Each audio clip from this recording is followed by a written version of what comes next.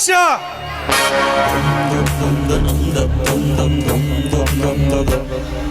ಪವಿತ್ರಾಣಾಯ ಸಾಧೂನ ವಿನಾಶಾಯ ಚ ದುಷ್ಕೃತಂ ಧರ್ಮ ಸಂಸ್ಥಾಪನಾಕಾಯ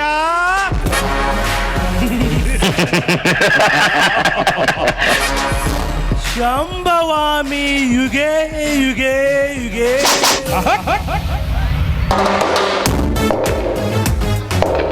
ಕುಲಕರ್ಣಿ, ಏನಪ್ಪ ಈ ಕಳ್ಳಾಯಕನ ಬಾಯಲ್ಲಿ ಇಂಥ ಸಂಸ್ಕೃತದ ಶೋಕ ಅಂತಿದ್ಯಾ?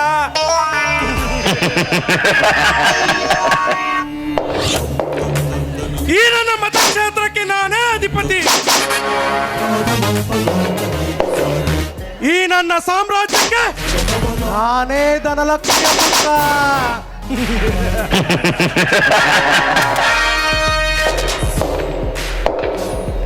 ನಾನು ಚಿಟಿಕೆ ಹೊಡೆದರೆ ಸಾಕು, ನನ್ನ ಅರಮನೆಯ ಮುಂದೆ ಸಾಲಾಗಿ ಬಂದು ನಿಲ್ಲುತ್ತಾರೆ ನಾನು ಸಾಕಿ ಬೆಳೆಸಿದ ನಾಯಿಗಳು. ಅಂಥದ್ರಲ್ಲಿ ನನ್ನ ವಿರುದ್ಧವೇ ಒಳ ಸಂಚಿನ ಕತ್ತಿ ಮಸುತ್ತಿರುವ ಪುಂಡ ಪ್ರಚಂಡರನು ತಿಥಿ ಮಾಡಲು ಬಿಟ್ಟವನಲ್ಲ ಈ MLA ಸೂರ್ಯಕಾಂತ್.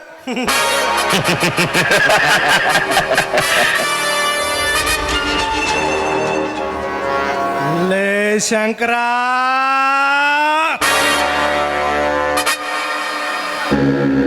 ಈ ನನ್ನ ಕ್ಷೇತ್ರಕ್ಕೆ ನಾನೇ ದೊಡ್ಡ ಹನುಮಂತ ದೊರೆ ಎಂದು ಗೊತ್ತಿದ್ದರು ನನ್ನ ಎದೆಗೊಟ್ಟು ಹೋರಾಡುವ ನಿಮ್ಮ ಸಾಹಸವನ್ನು ಮೆಚ್ಚಲೇಬೇಕು.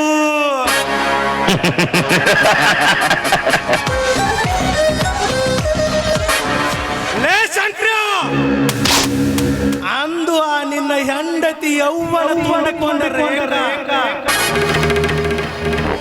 ತನ್ನ ಶೀಲವನ್ನು ನನಗೆ ಒಪ್ಪಿಸಕ್ಕೆ ಅವಳನ್ನು ಸಾವಿರ ಸಾಗರದಲ್ಲಿ ನೂಕಿ ಬಿಟ್ಟೆ.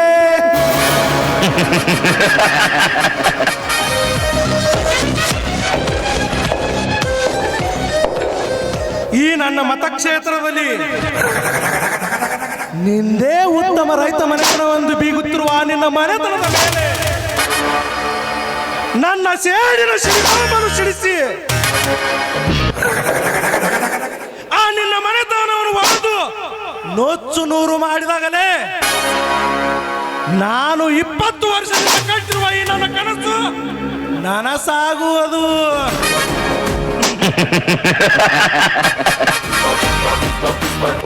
ಕುಲಕರ್ಣಿ, ಲೇ ಕುಲಕರ್ಣಿ,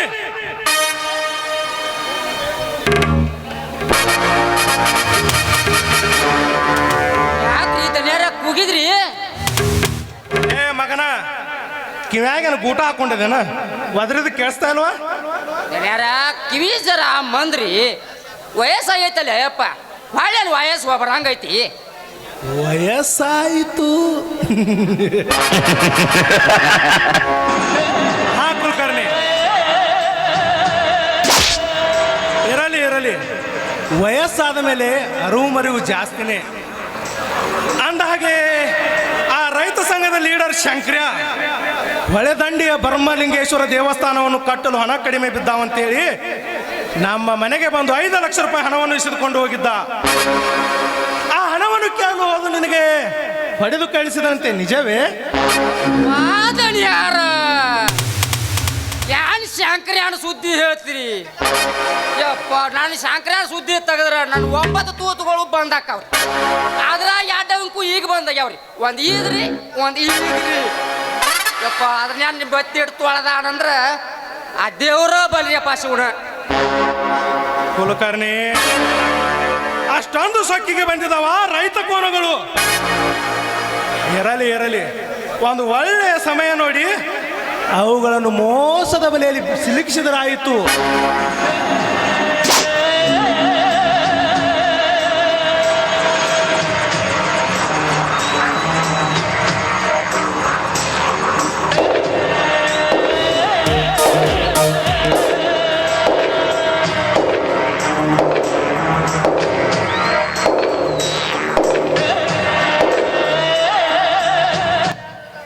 ನಮಸ್ಕಾರ ಗೆಳೆಯ. ಹಾ ಚಂದ್ರಕಾಂತ್, ಈಗ ಬಂದೆಯಾ? ಈಗ ಬಂದೆ ಗೆಳೆಯ. ಆದರೆ ಆ ರೈತ ನರಿಗಳೊಂದಿಗೆ ಇನ್ನೊಂದು ಹುಚ್ಚು ನಾಯಿ ಸೇರಿಕೊಂಡು ಸುತ್ತು ಈ ಭಾಗದಲ್ಲಿ ಕೋಟೆ ಬಾಗಿಲಂತೆ ಮೆರೆಯುತ್ತಿರುವ ನಿಮ್ಮ ಮರ್ಯಾದೆಯನ್ನು 3 ಕಾಸಿಗೆ ಹರಾಜು ಹಾಕಲು ನಿಂತಿದ್ದಾರೆ ಆ ತ್ರಿಮೂರ್ತಿಗಳು. ತ್ರಿಮೂರ್ತಿಗಳು ಚಂದ್ರಕಾಂತ್, ಗಂಡ ಬೇರುಂಡ, ಹಿಂಡ ಹುಲಿಗಳಿಗೆ ಗಂಡ, ಸೊಕ್ಕಿಗೆ ಬಂದವರಿಗೆ ಮಿಕ್ಕಿದ ಹುಲಿರಾಯ, ನಾಯಂದು ಮೆರೆದ ಮುಂಡರ ಚಂಡ ಆಡಿದ ಈ ಹುಲಿರಾಯನ ಅಂತಸ್ತನ್ನು ಗಾಳಿಗೆ ತೂರಲು ಆ ತ್ರಿಮೂರ್ತಿಗಳು ಅಷ್ಟೇ ಅಲ್ಲ, ಅವರ ವಂಶ ಮುತ್ತಜ್ಜ ಬಂದರು ಜಗ್ಗುವ ಜಯಮಾನ ಈ MLA ಸೂರ್ಯಕಾಂತ್ ಅಂದಲ್ಲ ಗೆಳೆಯ. ಅವರು ನರಿಗುಣದವರು ಅಲ್ಲ ಅಲ್ಲ ಅಲ್ಲ, ನಿಮ್ಮಿಂದ ಗಾಯಗೊಂಡ ಘಟ ಸರ್ಪಗಳವು. ಸರ್ಪಗಳು ಚಂದ್ರಕಾಂತ್, ಎಂತೆಂತ ಘಟ ಸರ್ಪಗಳನ್ನು ಈ ನನ್ನ ಪದ್ಮರೇಖೆ ಕೈಯಲ್ಲಿ ಹಿಡಿದು ಬಡೆದು ಸಾಯಿಸಲ ನೀನೇ ಹೇಳು. ಅಂತದ್ರಲ್ಲಿ ಹೊಲದಲ್ಲಿ ಹರುಕು ಹಂಗೆ ತೊಟ್ಟು ರೆಂಟೆ ಹೊಡೆಯುವ ಆ ರೈತ ಕುಣಿಗಳು ಯಾವ ಲೆಕ್ಕ?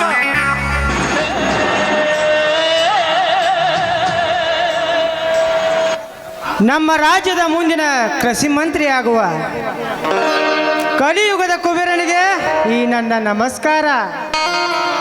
ಬೆಂಕಿ ಹಚ್ಚುವ ನಿನ್ನ ನಮಸ್ಕಾರಕ್ಕೆ ಮೊದಲು ಯಾರ ಮನೆಗೆ ಬಂದು ಹೇಗೆ ಮಾತನಾಡಬೇಕೆಂಬುದನ್ನು ಅರೆತು ಮಾತನಾಡು. ಇಲ್ಲವಾದರೆ ನನ್ನ ಎಡಗಾಲಿನ ಎಕ್ಕಡದ ತಳಕ್ಕಿತ್ತು ಹೋಗುವವರೆಗೆ ಹೊಡೆಯಬೇಕಾಗುತ್ತೆ. ಆ 5 ಲಕ್ಷ ರೂಪಾಯಿ ಹಣವನ್ನು ಕೇಳಲು ಬಂದ ನಮ್ಮ ಕುಲಕರ್ಣಿಗೆ ಬಾಯಿಗೆ ಬಂದಂತೆ ಬೈದು ಕಳಿಸಿದಂತೆ ಇದು ಸರಿಯೇ?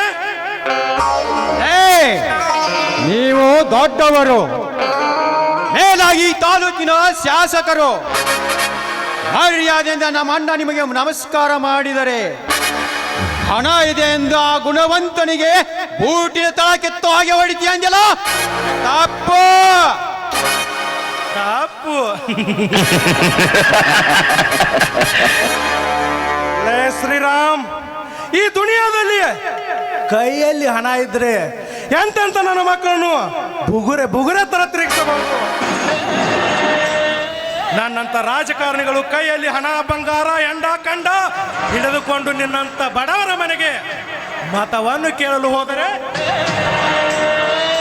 ಆ ನಿನ್ನ ಬಡ ಜನರು ತಮ್ಮ ಮತವನ್ನು ಅಷ್ಟೇ ಅಲ್ಲದೆ ತಮ್ಮ ಅಕ್ಕಪಕ್ಕದ ಜನರ ಮತವನ್ನು ತಾವೇ ಕರೆದುಕೊಂಡು ಬಂದು ತಾವೇ ಓಟ್ ಹಾಕಿ ನನ್ನಂತ ರಾಜಕಾರಣಿಗಳನ್ನು ಗೆಲ್ಲಿಸುತ್ತಾರೆ. ಅಂಥದ್ರಲ್ಲಿ ಈ ನಿನ್ನ ಪುಕ್ಷಟೆ ಮಾತಿಗೆ ಎಲ್ಲಿ ಬೆಲೆ ಇದೆ ಸೂರ್ಯಕಾಂತ್ ಶ್ರೀರಾಮ್? ಏ MLA, ನಿನ್ನ ಮಾತು ತಿಳಿದಿರಷ್ಟೇ ಸತ್ಯ. ಆದರೆ ನಿಮ್ಮಂತ ನರಿಕುಲದ ರಾಜಕಾರಣಿಗಳ ಮಾತಿಗೆ ಕಿವಿ ನಿಗರಿಸಿ ಹೋಬು ಏರಿಸಿ ಕೇಕೆ ಹಾಕುತ್ತಾ ಓಟ್ ಹಾಕ್ತಾರಲ್ಲ, ಮೊದಲು ಈ ನಮ್ಮ ಜನಗಳಿಗೆ ಬುದ್ಧಿ ಇಲ್ಲ. ನಿನ್ನಂತ ಲಬ್ಬಂಗ್ ರಾಜಕಾರಣಿಗೆ ಓಟ್ ಹಾಕೋಕ್ಕಿಂತ ಮುಂಚೆ 2 ಎಟ್ಟು ಹೊಡೆದು ಬುದ್ಧಿ ಕಲಿಸಬೇಕು. ಬುದ್ಧಿ ಕಲಿಸಬೇಕು. ಏ ಶಂಕರ, ರಾಜಕೀಯ ಅಂದ್ರೆ ಗೊತ್ತೇನೋ ನಿನಗೆ? ಏ ಚಂದ್ರಕಾಂತ್, ಮಗನ ರಾಜಕಾರಣಿ ಅನ್ನೋದು ಅರ್ಥ ಗೊತ್ತಿದ್ದಕ್ಕೆ ಈ ನಿಮ್ಮ MLA ಹಾರಿಸ್ತಂದದ್ದು. ಓಟ್ ಹಾಕಿದ್ದೀಯ ಅಂದ ಬಳಿಕ ಇನ್ನು 5 ವರ್ಷ ಗುಂಬುತ್ತೀವಿ ಮಗನೇ, ಗುಂಬಿಸ್ಕೊಳಬೇಕು. ರಾ ಅಂದ್ರೆ ರಾವಣ, ಜ ಅಂದ್ರೆ ಜರಾಸನ್, ಕಿ ಅಂದ್ರೆ ಕೀಚಕ, ಯ ಅಂದ್ರೆ ಕಿಂಕರ, ಯಮ ಕಿಂಕರ. ಇಂಥವರ ಮುಖದ ಮೇಲೆ ಹೊಡೆದಂತೆ ಮಾತನಾಡುವುದು ಸುಲಭ ಎಂದು ತಿಳಿದಿಯನಲೇ? ಅಂತ ಅಪ್ಪಗ ಹುಟ್ಟಿರೋ ಮಕ್ಕಳಿಗೆ ಮೂಗಿಗೆ ತುಪ್ಪ ಸವರಿ ಹೇಗೆ ನಮ್ಮ ಕೈವಶ ಮಾಡಿಕೊಳ್ಳಬೇಕೆನ್ನುವುದು ನಮಗೆ ಚೆನ್ನಾಗಿ ಗೊತ್ತು. ಇನ್ನು ಈ ರೌಡಿ ರಾಜಕಾರಣಿಗಳನ್ನ ಎದುರು ಹಾಕಿಕೊಂಡು ಎಲೆಕ್ಷನ್ ಮಾಡೋ ಬಡ್ಡಿ ಮಕ್ಕಳ ನರ ಕಟ್ ಮಾಡಿ ಹೇಗೆ ಒದ್ದು ಬುದ್ಧಿ ಕಲಿಸಬೇಕೆನ್ನುವುದು ಗೊತ್ತಲೇ ಗೊತ್ತು. ದಟ್ಟವರ ದಡ್ಡಿ ಕಾಯುವ ವಾಲಿಕಾರನೆ ಹಚ್ಚಲೇ ಬಾಯಿ ಬುದ್ಧಿ ಬುದ್ಧಿ ಭೂಮಿಯ ಉಡಿ ತುಂಬುವ ರೈತನ ಮಗನಿಗೆ ಕೆಟ್ಟದ್ದನ್ನು ಮಾತನಾಡಿದರೆ ನಿನ್ನ ಬಾಯಲ್ಲಿರುವ 32 ಹಲ್ಲುಗಳು ನೆಲಕ್ಕೆ ಮುರಿದು ಬೀಳುವಂತೆ ಒದೆಯಬೇಕಾಗುತ್ತದೆ. ನಮ್ಮ ರಾಜ್ಯವನ್ನಾಳುವ ಖಾದಿ ತೊಟ್ಟ ಬಂಡ ರಾಜಕಾರಣಿಗಳ ರೊಂಡವನ್ನು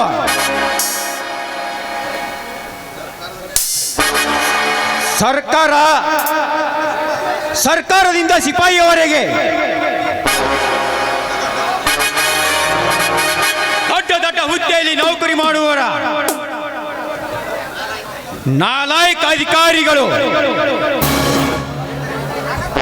ರೈತರಿಗೆ ಬಡವರಿಗೆ ಮೋಸ ಮಾಡುತ್ತಲೇ ಬಂದಿದ್ದಾರೆ.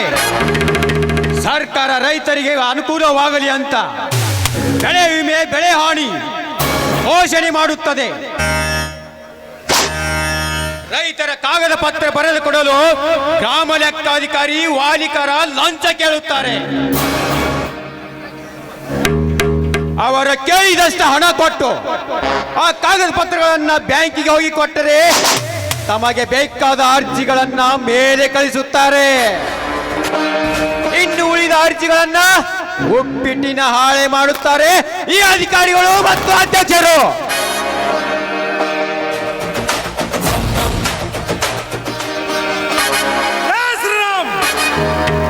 ಈ ಖಾದಿ ತೊಟ್ಟ ದೊರೆಗಳ ಬಗ್ಗೆ ಹಗುರವಾಗಿ ಮಾತನಾಡಿದರೆ ನೀನು ನಿನ್ನ ಮನೆ ಸೇರುವುದಿಲ್ಲ. ಲೇ ಶಂಕರ, ನಿನ್ನ ತಮ್ಮನಿಗೆ ಸರಿಯಾಗಿ ಬಿಡಿಸಿ ಹೇಳು. ನನ್ನಂತ ರಾಜಕಾರಣಿಗಳಿಗೆ ಬಗ್ಗೆ ತುಂಬಾ ಹಗುರವಾಗಿ ಮಾತನಾಡುತ್ತಿದ್ದಾನೆ.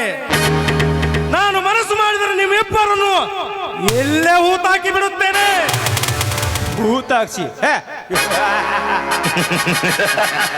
ಮಾಡಗಟ್ಟ ಮಂಗನೆ, ನಿನ್ನ ಕೈಯಿಂದ ಹೂತಾಗಿಸಿಕೊಳ್ಳಲು ನಾವೇನು ಈಜಿಡ ಜಾತಿಯಲ್ಲಿ ಜನಿಸಿಲ್ಲ.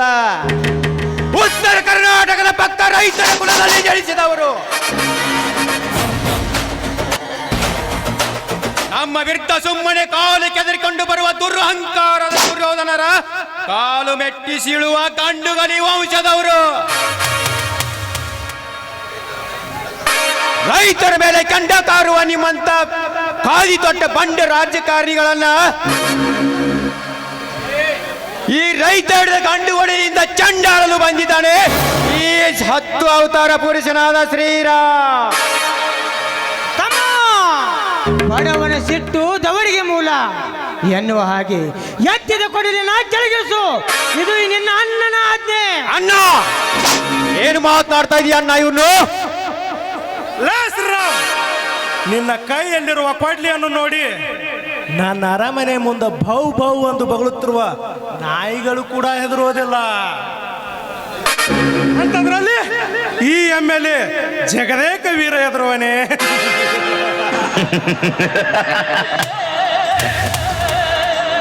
ಏನು ಸಣ್ಣ ರೈತರು ಗೌರ್ಮೆಂಟಿನಿಂದ ಬರುವ ಅಲ್ಪ ಸ್ವಲ್ಪ ಸಹಾಯವನ್ನು ನಿಮಗೆ ಒದಗಿಸಿಕೊಡಬೇಕಂತ ಈ MLA ಮನಸ್ಸು ಮಾಡಿದರೆ ನನಗೆ ಗುಡುಗು ಹಾಕ್ತೀರಾ? ಲೇ MLA, ಕೋಳಿ ಕೂಗಿದರೆ ಮುಂಜಾನೆ ಆಗುತ್ತದೆ ಅನ್ನೋದು ನಿನ್ನ ಭ್ರಮೆ. ನಾವು ರೈತರು, ನಿಮ್ಮಿಂದ ನಾವಲ್ಲ, ನಮ್ಮಿಂದ ನೀವು.